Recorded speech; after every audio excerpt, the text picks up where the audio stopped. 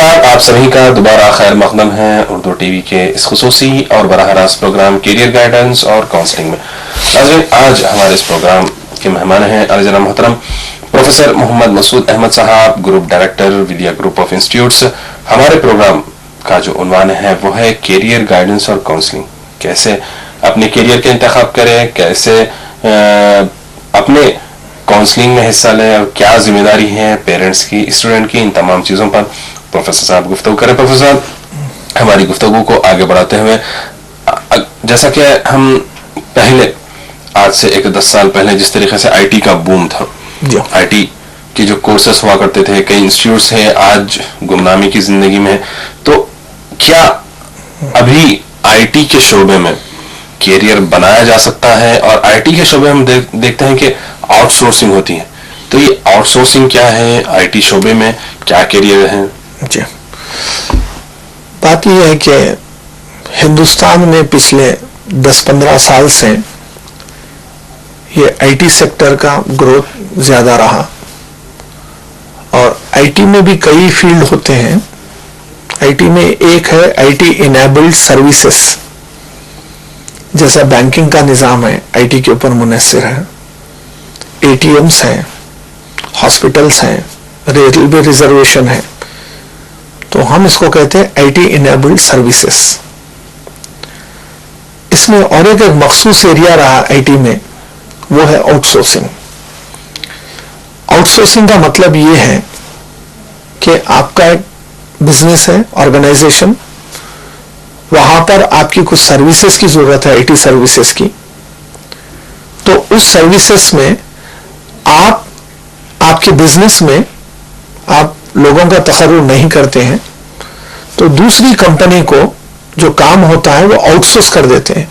हमारी जो जिम्मेदारी है, जो हमारा जो काम है, जो रिक्वायरमेंट है हमारे बिजनेस में आईटी का, हम दूसरी आईटी कंपनी को हम वो जिम्मेदारी देते हैं। इसको कहा जाता है आउटसोर्सिंग।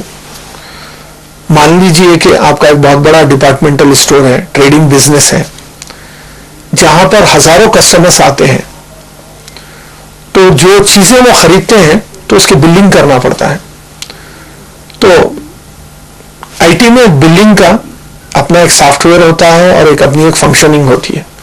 तो आप यहां पर क्या कर रहे हैं, बिलिंग का जो हार्डवेयर चाहिए, सॉफ्टवेयर चाहिए, जो मैन पावर चाहिए, वो आप नहीं कर रहे हैं, वो आउटसोर्स कर दिए। तो दूसरी आईटी कंपनी वाले, उनके जो कंप्यूटर्स हैं, उनकी जो सॉफ्टवेयर है और उनके जो लोग हैं, उनके जरिए आपका जो बिलिंग का जो मामला है उसका वो सोल्यूशन देते हैं। उसको हम कहते हैं आउटसोर्सिंग। आइए कॉलर को शामिल करते हैं, हम बात करेंगे। अस्सलाम वालेकुम। वालेकुम सलाम, कहाँ से बात कर रहे हैं? तो मैं हैदराबाद से अखिल बाबा काजी बोल रहा हूँ सर। जी अखिल बाबा जी, खैरियत से हैं? जी अल्हम्दुलिल्लाह, बहुत मुबारकबाद देना चाहूँगा, आपको बहुत अच्छा प्रोग्राम पेश करेंगे आप, और मसूद अहमद साहब के जो शायद और दूसरे बच्चों की तालीमी आप प्रोग्राम पेश कर रहे हैं, शुक्रिया। इसके बारे में आपको मुबारकबाद पेश करते हैं। प्रोफेसर साहब से ये सवाल करना चाहूँगा कि ये जो EMS है, जी जी, उसके लिए क्या एलिजिबिलिटी है और उसके लिए क्या क्या मौके हैं उसके जानना चाहते हैं? जी EMS के बारे में है जी। और कोई सवाल आपका अखिल साहब? ये है, इसके लिए शुक्रिया। शुक्रिया आपके कॉल करने का, आपकी हिम्मत अफजाई करने का हमारे प्रोग्राम के। मैं चाहता हूँ प्रोफेसर साहब हमारे इस कॉलर, मैं समझता हूँ कि ये खास तौर से आंध्र प्रदेश, हैदराबाद के वास्ते ये जो सवाल है ये बहुत अहम है। उसकी वजह यह है कि आमतौर पर देखा यह गया है कि वालिदैन का जो मामला रहा करियर के बारे में, तो अपने लड़के लड़कियों को आमतौर पे ये कहते थे कि आप डॉक्टर बनना चाहिए, मगर बहुत कम वालिदैन को मालूम है और स्टूडेंट को भी, कम स्टूडेंट्स को मालूम है कि जो डॉक्टर बनने का जो तरीका है वो कई फील्ड है, जिसको हम मेडिकल साइंसेस में कहते हैं system of medicine. System of medicine में एक है एलोपैथी, जो क्या है MBBS MD वगैरह करते हैं, और दूसरा है होम्योपैथी, BHMS जो कोर्स है, DHMS BHMS bachelors in homeopathy, diploma in homeopathy. उसी तरीके से और एक सिस्टम ऑफ मेडिसिन है आयुर्वेदा, तो उसकी भी एक डिग्री है बैचलर ऑफ आयुर्वेदा। तो उस तरीके से एक कोर्स है जिसे हम BMS कहते हैं, बैचलर ऑफ यूनानी मेडिसिन, जिसके वास्ते जो रिक्वायरमेंट है कि स्टूडेंट को उर्दू का बैकग्राउंड होना जरूरी है जी।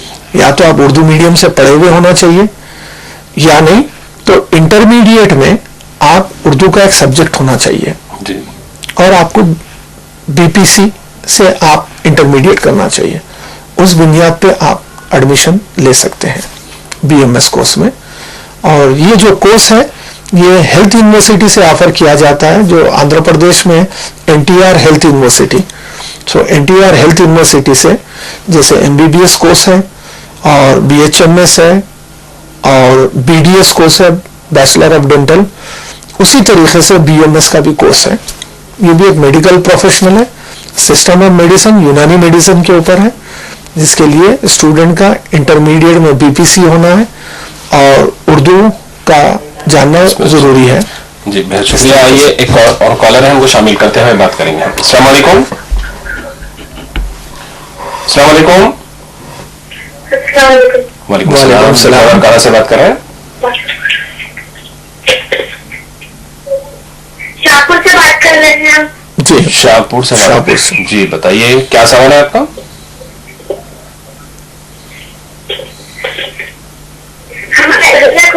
जॉब नहीं मिल रहा है, ITS करना चाहते हैं।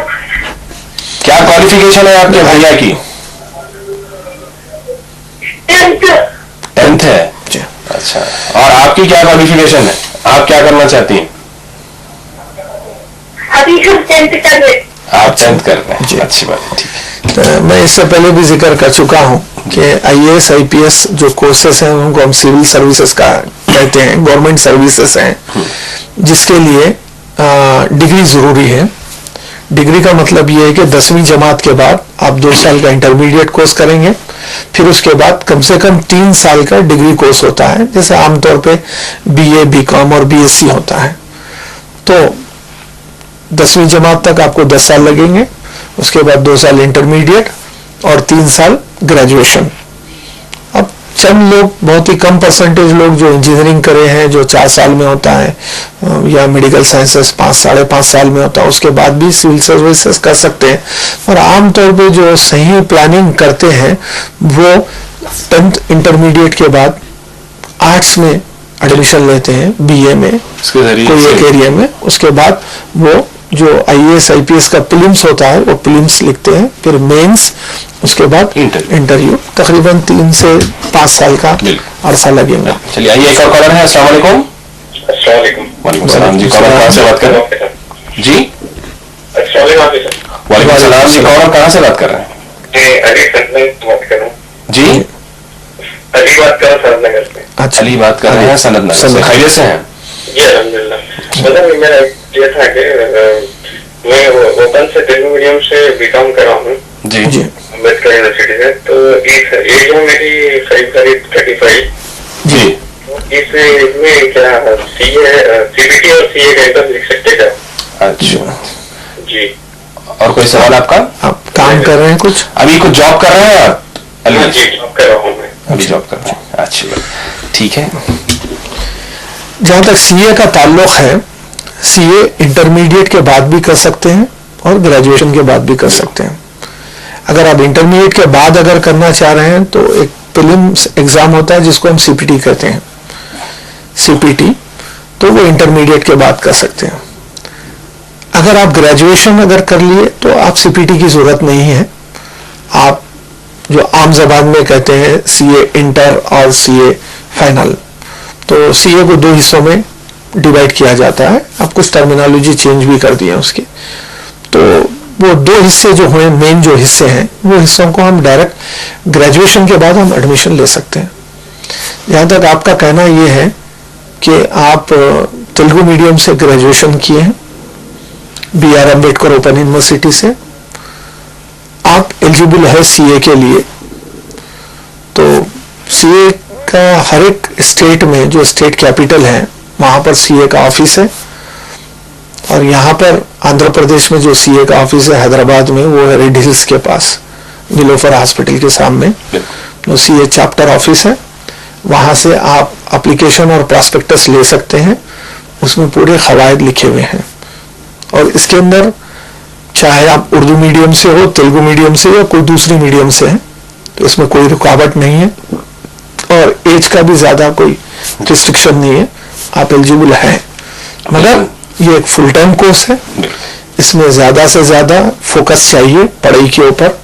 तो क्योंकि ये काम कर रहे हैं, नौकरी कर रहे हैं, और मुझे नहीं मालूम है कि आपका फाइनेंशियल कंडीशन कैसा है कि नौकरी छोड़कर भी ये एक 3-4 साल, मिनिमम 3 साल ये दे सकते हैं या नहीं, ये देखना चाहिए। आपका जो जहन है सीए करने का अच्छा कोर्स है, इसमें उम्र की कैद नहीं है ना लैंग्वेज की। अगर हम देखें लैंग्वेज के ताल्लुक से, जिस तरह से हमारे कॉलर ने कहा, अगर हम नोबेल प्राइज याफ्ता, इनाम याफ्ता को देखें, और जितने नोबेल प्राइज इनाम याफ्ता है वो अपनी लैंग्वेज में महारत रखने की वजह से उनको नोबेल प्राइज मिलता है, चाहे वो चीन हो, चाहे फ्रांस हो, चाहे कुछ हो। आप लैंग्वेज को कुछ ऐसे मत समझे। रही बात प्रोफेसर साहब ने जिस बात को कहा कि आपका फाइनेंशियल बैकग्राउंड काफी अहमियत का हमें लिया, लेकिन सीए कोर्स के दौरान भी आप अपनी कमाई जारी रख सकते हैं। जैसे कि अगर आप सीए कर रहे हैं तो आपको किसी एक इदारे के साथ, किसी एक सीए के साथ मुनहलिक होना पड़ता है, वहां पर आपको स्टाइपेंड भी दिया जा सकता है। उसके अलावा भी आप किसी और वक्त में भी ओवर टाइम करते हैं, वो भी आप कर सकते हैं। लेकिन अपना कैरियर अगर आप संवारना चाहते हैं तो आपको फुल टाइम देना होगा वहां पर। अब यहाँ पर कैरियर की बात आती है, जिस तरीके से हम आईटी के ताल्लुक से बात कर रहे थे प्रोफेसर साहब, आज हिंदुस्तान के साथ साथ अगर हैदराबाद को हम देखें तो यहाँ पर एक आईटी का हब बन चुका है, खासतौर पर कॉल सेंटर्स के ताल्लुक से। चूंकि तंदुरुस्ती हजार नेमत है, तो इसलिए कि चूंकि आप खुद कई हेल्थ लेक्चर्स देते हैं पब्लिक गार्डन में, आपके हेल्थ लेक्चर सुनने का मौका भी मिलता है। तो ये मैं कहना चाहूंगा प्रोफेसर साहब, जिस तरीके से कॉल सेंटर्स हिंदुस्तान में चल रहे हैं, उनका जो निजाम है वो जो अल्लाह ताला की तरफ से जो निजाम बनाया गया उसकी मुखालिफत हो रही। यानी दिन में काम करो रात में सो, वहां पर रात में काम किया जाता है, दिन में सोता। क्या इससे उनकी सेहतों पर भी असर होता है? जी देखिए, पहली तो बात ये जानना चाहिए कि लोग यहाँ पर हैदराबाद में, हिंदुस्तान में रात में काम क्यों कर रहे हैं। क्योंकि पहले इस तरीके से काम करने का निजाम रात में नहीं था जी। और इंडियन गवर्नमेंट के कई एक्ट हैं, उसके तहत आप एक एम्प्लॉय को 8-10 दिन से ज्यादा आप नाइट ड्यूटी पे काम नहीं करा सकते आप। मगर अब ये जो सिलसिला चल रहा है हैदराबाद में, अभी जैसे आपने कहा कि आईटी सेक्टर हैदराबाद जाना जाता है, और वैसे हम कहते हैं कि IT capital of India, IT में जो सदर मुकाम है, आमतौर पे हम उस पर भी एक डिबेट है, ये बैंगलोर है, हैदराबाद है। और बैंगलोर, हैदराबाद वो तकरीबन उसी लेवल में काम कर रहे हैं आईटी सेक्टर में। सवाल ये है कि ये क्यों काम कर रहे हैं रात में। एक्चुअली रात में काम नहीं कर रहे हैं। ये जो आईटी सर्विसेज, आउटसोर्सिंग के जो सर्विसेज हैं, हम ये सर्विसेज यूरोप में दे रहे हैं। यूरोप के और अमेरिका के जो बैंक के कस्टमर्स हैं, वहां के सर्विसेज के जो कस्टमर्स हैं, वो लोग अपनी सर्विस के लिए फोन कर रहे हैं, वो इंक्वायरी फोन वो अमेरिका और यूरोप के लिए कर रहे हैं। क्योंकि ये सर्विस आउटसोर्स की गई है हिंदुस्तान में, तो वहां के जो लोकल लोग फोन कर रहे हैं, कोई एक कंप्लेन है बैंक का है, यानी तो आप गैस बुक करना चाह रहे हैं, क्रेडिट कार्ड का जो कुछ इंक्वायरी है, तो वो यूरोप और अमेरिका के लोग जो कस्टमर्स हैं वो फोन कर रहे हैं वहां पर, तो वो फोन को यहां डाइवर्ट किया जा रहा है। तो उसका जो जवाब है वो हिंदुस्तान और हैदराबाद से दिया जाता है। तो जो फोन कर रहे हैं वहां पर उनके लिए दिन है, हम जहां फोन रिसीव कर रहे हैं और जिसका जवाब दे रहे हैं हमारे लिए रात है। तो अब जैसे कि मेरा ताल्लुक हेल्थ और लाइफस्टाइल मैनेजमेंट से रहा, तो आमतौर पे मैं कहता हूं लाइफस्टाइल और स्ट्रेस का जो तनाव का जो मामला है, उसमें 3-4 कंपोनेंट है। उसमें जो स्लीपिंग हैबिट्स जो है, जो आपका सोने का जो मामला है, आप कितने घंटे सो रहे हैं, कब सो रहे हैं और किस हिसाब से सो रहे हैं, इसका मतलब क्या है, मालूम साउंड स्लीप है या नहीं है आपको। तो आमतौर पर मेडिकल साइंसेज में देखा यह जाता है कि कोई ऐसे मर्ज होते हैं जिसमें स्लीप एपने बोलकर एक मर्ज है, जो आप सोते हैं फिजिकली, मगर नींद में कम से कम 10 से लेके 100 या 200 मरतबा आप नींद में से उड़ जाते हैं, नींद में खलल होता है मगर आपको पता नहीं चलता है। तो इस तरीके के मामलात हैं। तो ये जो कॉल सेंटर का जो आउटसोर्सिंग का जो मामला है, लगातार आप रात में जग रहे हैं और आप दिन में सो रहे हैं। जैसे आपने कहा, नेचर और अल्लाह ताला का निज़ाम रहा कि चाहे आप इंसान हो या परिंदे हो या जानवर हो, हर एक का एक सोने का एक निज़ाम रहा कि रात में आप आराम करेंगे और दिन में काम करेंगे। तो वो जो तवाज़ुन है, जब तवाज़ुन को आप चेंज करेंगे, बैलेंस को चेंज करेंगे, तो उसके कुछ ना कुछ साइड इफेक्ट्स होंगे। और उस वजह से जो लोग रात में काम कर रहे हैं, मेडिकल साइंसेस में कहते हैं मेटाबॉलिक सिंड्रोम, और आम जबान में कहते हैं लाइफस्टाइल डिसीज। जैसे साइकाट्रिक प्रॉब्लम है, डिप्रेशन में आ जाना है, एक किस्म का डर, एक किस्म का खौफ, कार्डियक प्रॉब्लम है, न्यूरो प्रॉब्लम है, गैस्ट्रोएंटेरोलॉजी के प्रॉब्लम्स हैं। तो ये सब क्या है, लाइफस्टाइल डिसीज, लाइफस्टाइल प्रॉब्लम्स हैं। मैं समझता हूँ कि क्या है कि आप मुसलसल तौर पर आप काम कर रहे हैं रातों में, तो इसके जो हालात रहेंगे वो ज़्यादा खराब रहेंगे। इस तरीके से जो निज़ाम है कि दिन में काम करें और रात में जागें, अब ये जो एम्प्लॉयज होते हैं वो रात में काम करते हैं और दिन में सोते हैं। जिस तरीके से आपने कहा कि सोने में जो रुकावटें होती हैं, बार बार खलल होता है, जो दिन में जो सोना है उनका, क्या उनके उस दिन में सोने से उनको राहत मिलती है या सुकून मिलता है? देखिए, दिन में जो सो रहे हैं, हम कहते हैं कि वो एक साइकोलॉजिकल स्लीप है, नफ्सियाती तौर पे आप सो रहे हैं। आप सिंबॉलिक स्लीप है, सिंबॉलिक का मतलब है आप फिजिकली सो रहे हैं, मगर एक आमतौर पे एक नेचर का एक निज़ाम होता है। जब अंधेरा होता है, सूरज गुरूब होता है, और रात में अक्सर पहले देखा यह जाता था कि इशा के बाद आप लाइट बंद कर देते थे। तो एक सिस्टम था नेचर का कि जब सूरज गुरूब होगा, रोशनी कम हो जाएगी, तो आदमी को नींद आ जाएंगी। तो अब जो दिन का मामला है, सूरज गुरूब नहीं हुआ, रोशनी चारों तरफ है, चहल पहल है और बातचीत वगैरह पूरा काम चल रहा है, हर आदमी काम कर रहा है अपने अपने, और आप सोना चाह रहे हैं। तो सो रहे हैं आप, मगर सोने का जो एक ऑब्जेक्टिव है, तो सोने को हम दो हिस्सों में डिवाइड करते हैं, एक है फिजिकल स्लीप और दूसरी साइकोलॉजिकल। तो इसका मतलब ये है कि फिजिकली तो आप सो जा रहे हैं, पर सोने में जो फायदा होना चाहिए, जो आपके जिस्म को जो आराम मिलना चाहिए, तो वो आराम आपको दिन के सोने में नहीं मिलेगा। वो क्यों? तो आप नेचर के खिलाफ जा रहे हैं, आप एक जो तवाज़ुन है, तवाज़ुन को चेंज कर रहे हैं आप, तो उसमें तो मुश्किल होने का है। और ख़ासतौर से इससे क्या है, डिप्रेशन और डर होना, इनसिक्योरिटी वगैरह, आमतौर में इस इम्प्लाइज में अग्रेशन, गुस्सा और इरिटेशन, हर बात में उलझ जाना, झगड़ना, इस किस्म के हालात पैदा होंगे अगर आप ज़्यादा से ज़्यादा रात के सोने को कम करेंगे आप। बहरहाल चलिए, एक कॉलर है, उनको भी शामिल करते हैं, प्रोग्राम को आगे बढ़ाएंगे। अस्सलाम वालेकुम। जी अस्सलाम वालेकुम। वालेकुम सलाम। और कहाँ से बात कर रहे हैं? जी मैं पैराडाइज से बात कर रहा हूँ। जी पैराडाइज से बात कर रहे हैं। बताइए